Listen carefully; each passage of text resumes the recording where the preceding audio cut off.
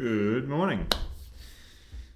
It is, I actually have to check because I don't know. It is a week. I know what day it is at least. Wednesday. It's Wednesday of week 9. I'm back from a little break. I've had birthday and some family and some things going on.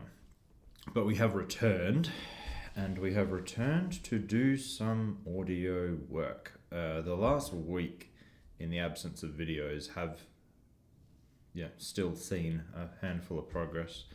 It's been all about bugs.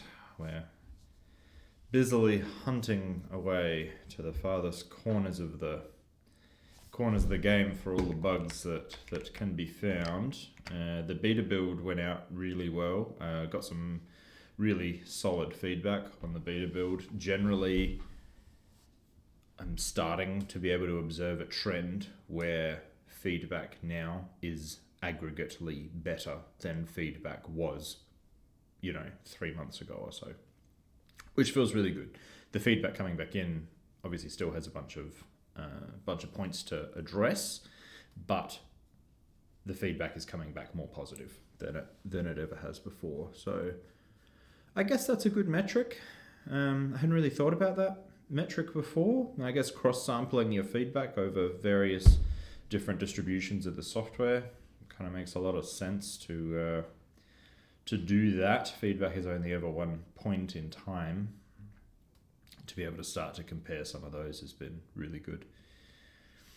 This morning is all about audio.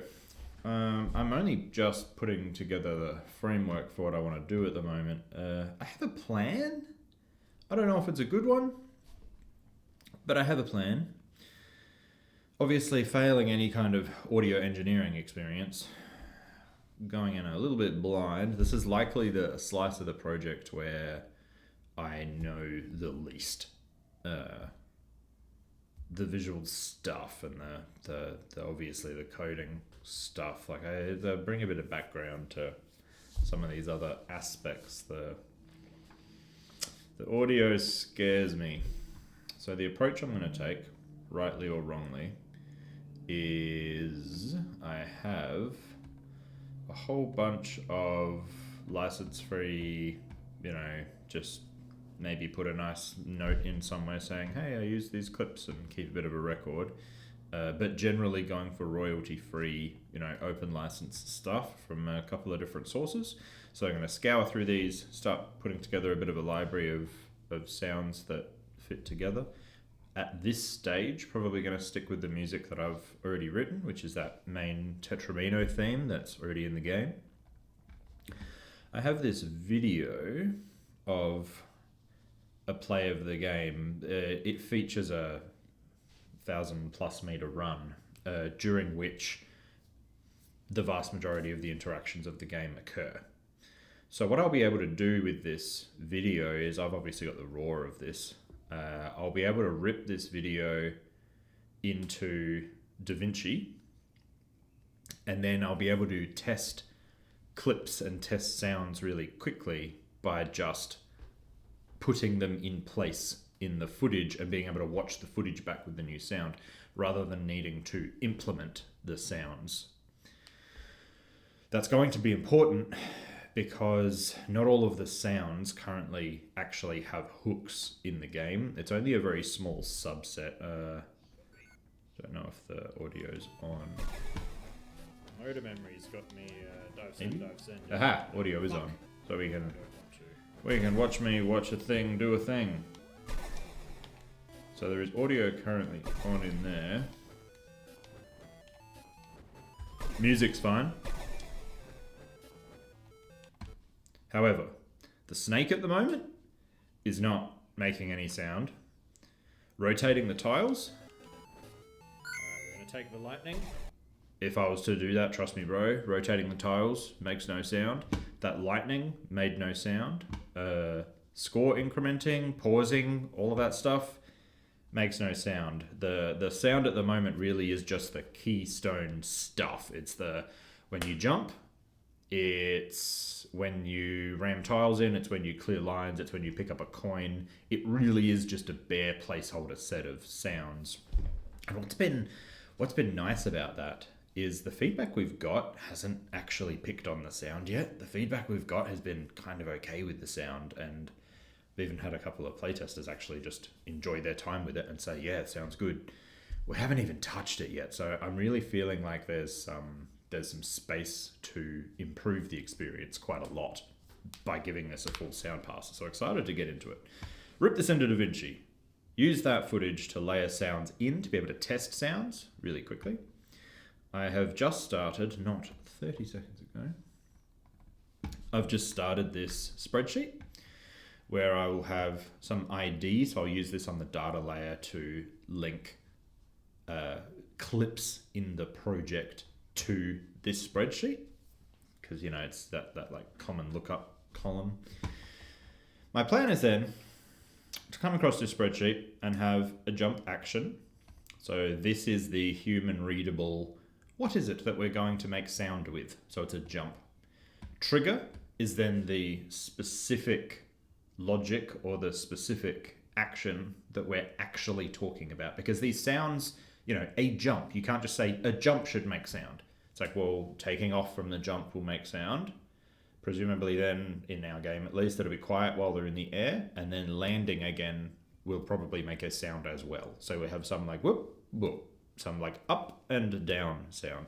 So it's not sufficient just to say jump.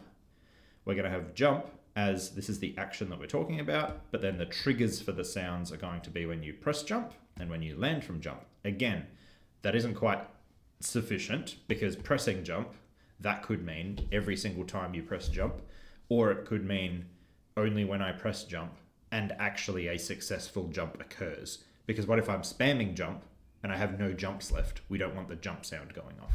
So then I've got this notes column, which is to clarify exactly points like that.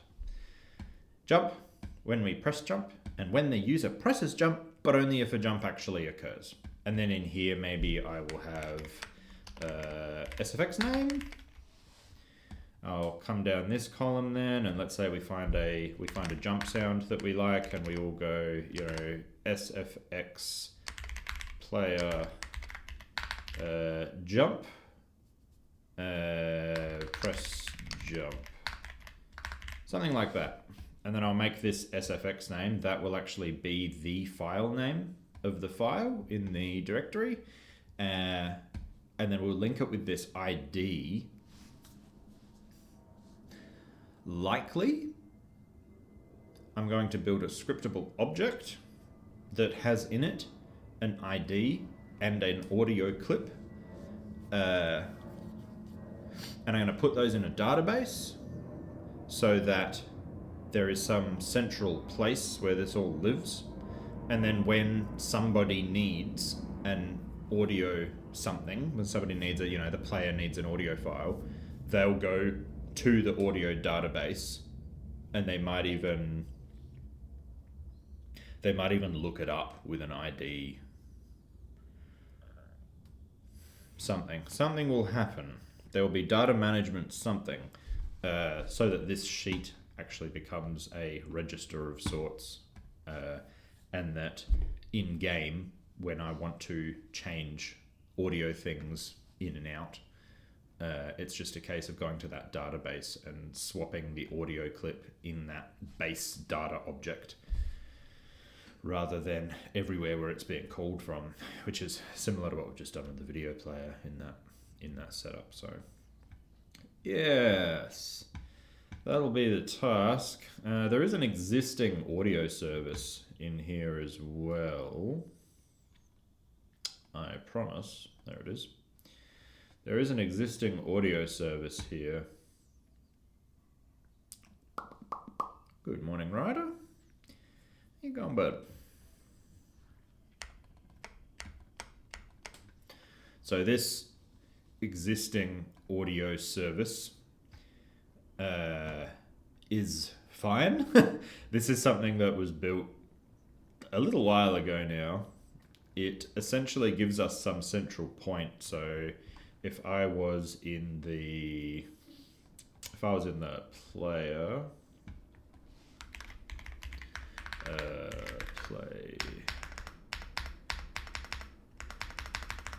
play was probably not. what's it called? It's called like audio. Yeah. So if I'm in somewhere, so this is Squish with FX. If I was in somewhere and I wanted to play some sound, I can go audio service instance, because our audio service is a core service that is a singleton. And I can call this play SFX 2D, and I can pass in my SFX. That will then take the SFX. It takes a clip, it has a default volume, so as an overload you can pass in some custom volume if for some reason you know that you wanted a different volume. It's that kind of stuff I need to change because that's a bad structure. I want to change that order with struct that gets passed in. Yeah, you call this play SFX 2D. It will then go to the object pool and will fetch an audio source, which is what this guy is going to be doing. Getting an audio source, setting our audio source properties. So audio source is going to have some random range of pitch so that if sounds are playing in quick succession, changes their pitch. It can take in as well an array of clips and play some random clip rather than playing the specific clip you passed it. So you could pass in just an array with 3 clips and to go, these are all my jump sounds, pick one, go, play one. And it'll do that. Resets this SFX 2D sound source to some default setup and then activates it. So our SFX 2D, SFX 2D source. So our 2D source is just this little object here that has an audio source on it. So the audio service goes to the object pool, retrieves this SFX 2D source, assigns its audio resource to whatever you've passed in, and plays it. And then the SFX 2D will, on enable, subscribe to some things in case you need to pause or unpause along your travels. And then we'll play a clip. It'll play its clip, and then when it's done playing its clip, it will return to the pool where it knows its own play length and will return at the end of its own play length. So that's where that's happening at the moment. Obviously, the shortfall of that is that the player controller. Where are we now? Audios. The player controller right now owns this squish sound just as a exposed field. So that's been manually assigned in the inspector. That's obviously pretty bad. So now if I want to go through and find all the audio, I need to go through and find all these random objects where audio clips have been assigned to, like on here, there's that one there, there's a corrupted tile kill, so that's the squish sound. So I'd much rather those are coming from some central library. So it might even be a case of this audio service. Maybe this audio service has a supplementary service, like a audio library or like some audio database. And maybe when you go to the audio service, you actually request a ID or you request a sound effect name or an action name or something. And then it goes and looks that up and grabs it and uses it so that when I want to change these out, it's in a central place. Anyway, that is what is going on. I'm going to get into it. So here we go.